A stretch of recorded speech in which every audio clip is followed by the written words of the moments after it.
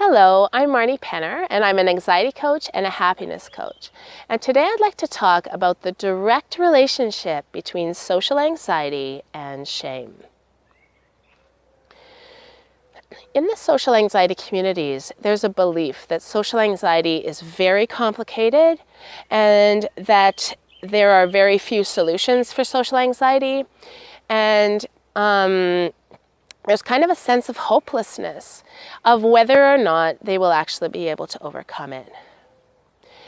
And I would like to say my interpretation of what I firmly believe social anxiety to be and where the solution lies. From my experience with myself and with my clients, social anxiety is almost always caused by shame. It's caused often by trauma in our childhood, like bullying, or being told that we're not good enough. We don't fit the societal expectations of who we're supposed to be as a girl or a boy. You know, we don't look good enough, our personality isn't good enough, our intellectual skills aren't good enough, our height isn't good enough. There's something about us that's not good enough, and society really lets us know, you know, either through other children, through our families. We are told that we're not good enough. We're not satisfying the expectation of who we are supposed to be.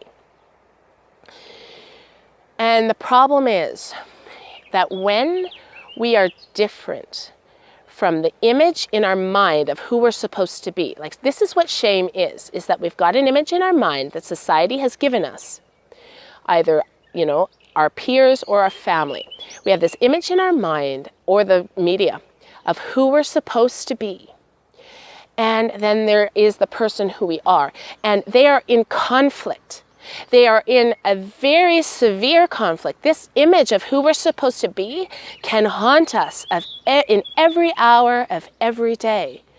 And so when we have this shame, this conflict between who we are and who we're supposed to be, it can very easily morph into social anxiety because we're talking to someone and in our minds, we're not who we're supposed to be. We're like, please be this person here, please be this person here, and we're not. And so we feel inadequate compared to the other person. We feel not good enough, and this can cause social anxiety symptoms like feeling nervous, not having eye contact, blushing, having our mind go blank, right? And then what often happens is we start feeling shame about these symptoms themselves.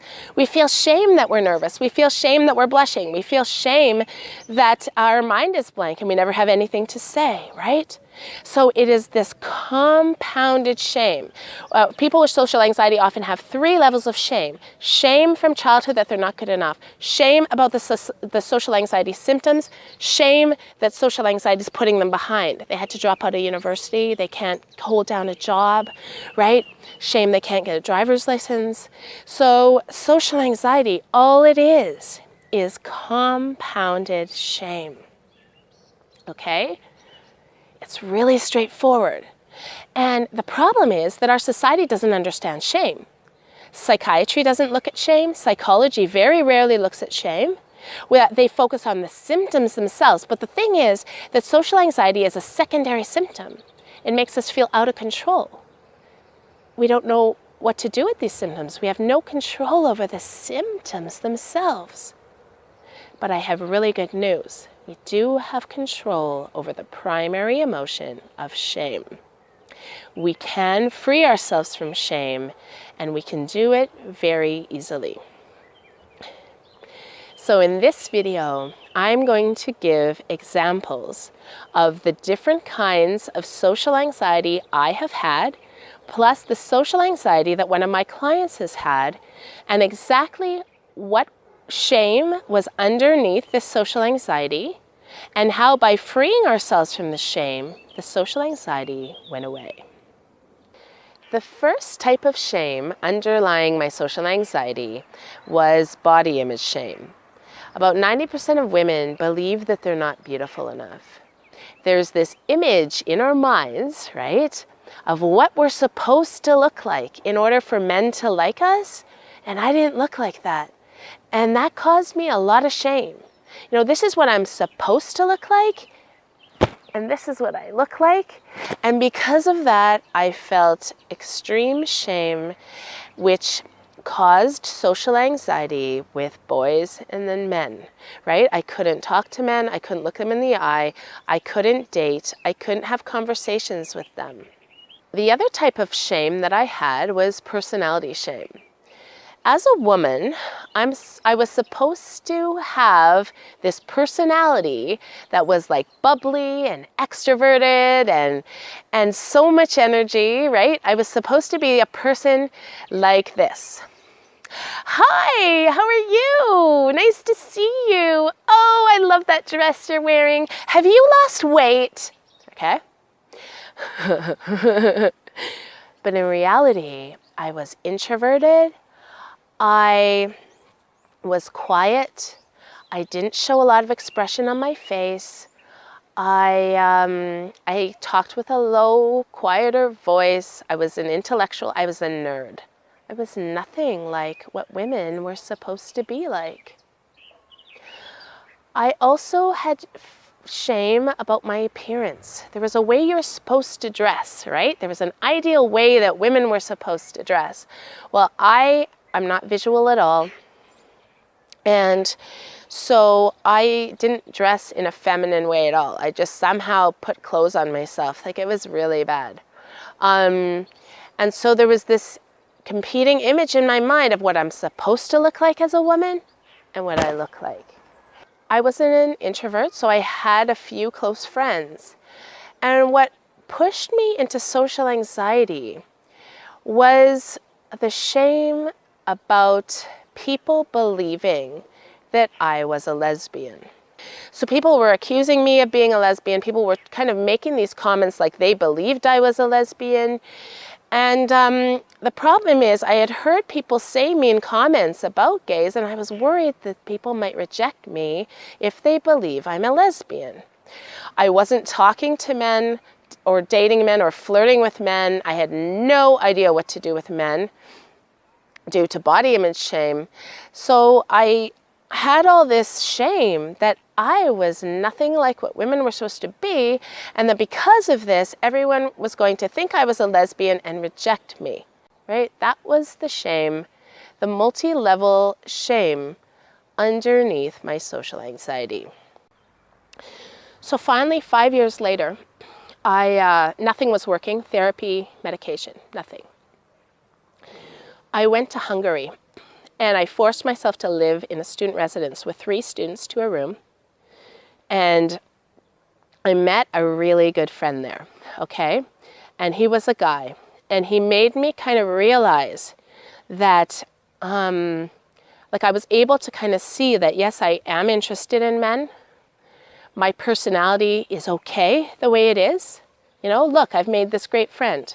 My personality is okay.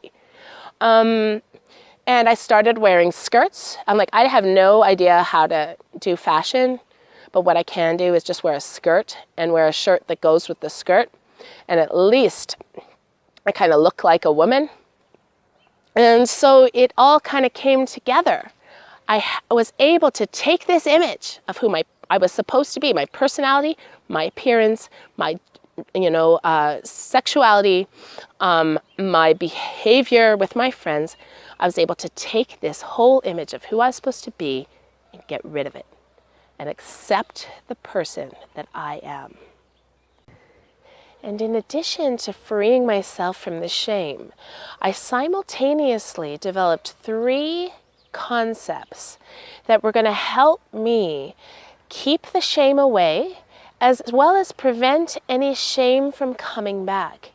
And so what I did was I both freed myself from shame, plus developed some positive shame resilience, anxiety resilience techniques. The main techniques I developed at the beginning are what I call love, honesty, and acceptance. So with love, I learned how to love people and show people I loved them. And this got me out of myself, out of my head, and into the other person, looking into their hearts and asking about them. being present with them. I developed the technique of honesty, being completely honest with what I feel, what I think, who I am. And this allowed me to prevent shame from coming back and to prevent any new shames from kind of contaminating the relationship, right? If we're always honest about what we think and feel, then it's like we're not giving any space for shame to be there, right? And then the third technique was what I call acceptance. Because anxiety is a secondary symptom, sometimes it comes back for a visit. So we'll be completely fine, we'll be doing great, and then, oh, there are the symptoms. They come back for a visit, and they go away, they come back for a visit. And I developed the technique of acceptance, saying, it's okay if the symptoms come back. It's okay if I have these anxiety symptoms come for a visit for the rest of my life. And I knew that by applying the love and honesty techniques and keeping myself free from shame, that I was going to be okay, and that I didn't have to fear the anxiety symptoms themselves. And so the anxiety symptoms came less and less frequently, they became less and less strong, and they faded away. One day I was like, wow, I haven't had those symptoms for years. This is truly the simplest way to overcome social anxiety, free ourselves from shame, and develop these 3 concepts of love, honesty, and acceptance to keep the shame away.